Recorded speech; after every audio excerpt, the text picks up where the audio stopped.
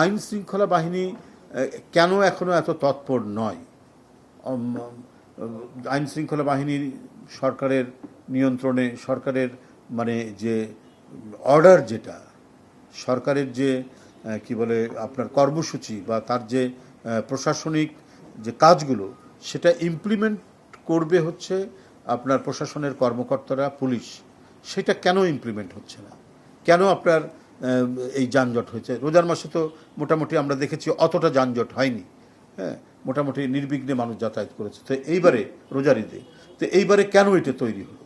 তাহলে নিশ্চয়ই যদি কোথাও মানে কোনো লুপহোল থাকে, তাহলে সেটা তো আইডেন্টিফাই করে সেখানে ব্যবস্থা নেওয়ার দায়িত্ব তো সরকারের। কারণ সরকার হচ্ছে মানুষকে স্বস্তি দেবে, নিরাপত্তা দেবে, কারণ সকল রাষ্ট্রীয় অ্যাপারেটাসগুলো সরকারের হাতে। তো সুতরাং যে কোথায় যানজট হতে পারে, কোথায় বোটলনেক হতে পারে, এটা তো হচ্ছে সরকার দেখবে, এবং সরকার দেখে আগে থেকেই সেই ব্যবস্থাগুলো নিলে আজকে এই দুর্ভোগগুলো হতো না। এবং আপনারা জানেন যে এই সময় বৃষ্টির যে সম্ভাবনা, এবারে আমরা একটু আর্লি মনসুন দেখছি, আগাম মৌসুমি বৃষ্টি আমরা দেখছি। গ্লিটারের টুইন লেমন ও অ্যান্টিব্যাকটেরিয়াল ফর্মুলা বাসনকে চকচকে জীবাণুমুক্ত করে আমাদের দেয় গ্লিটার গ্যারান্টি। তো যাই হোক, বৃষ্টিরই সময় এটা, হ্যাঁ, বৃষ্টি হয়তো আরও 10-12 দিন আগে থেকে, মানে বর্ষার যে শুরু হবে হয়তো আর 7-8 দিন পরে, কিন্তু এবার একটু আর্লি দেখা যাচ্ছে। তো এই সময়টা এইরকমই হয়, ঝড় বৃষ্টি থাকে। তো রাস্তাঘাট যতটুকু খারাপ থাকে, এটাকে মেরামত করা, এটা তো আগেই উদ্যোগ নেওয়া উচিত ছিল।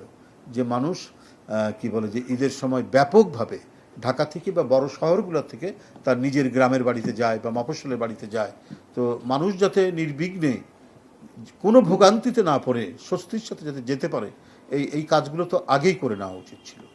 এটা তো আমরা তো বিশ্বাস করি যে সরকার তারা তাদের আন্তরিকতা আছে, তারা অসৎ নয়। ওটা তো আগে ছিল টাকা পাচারের সরকার, আগে ছিল লুটপাটের সরকার।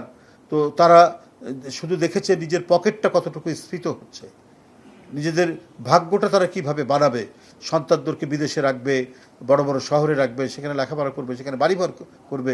এই সরকারের তো সেই উদ্দেশ্য নয়। তো এই সরকারের তো প্রধান উদ্দেশ্যই থাকা উচিত ছিল দুর্ভোগ লাঘব করা।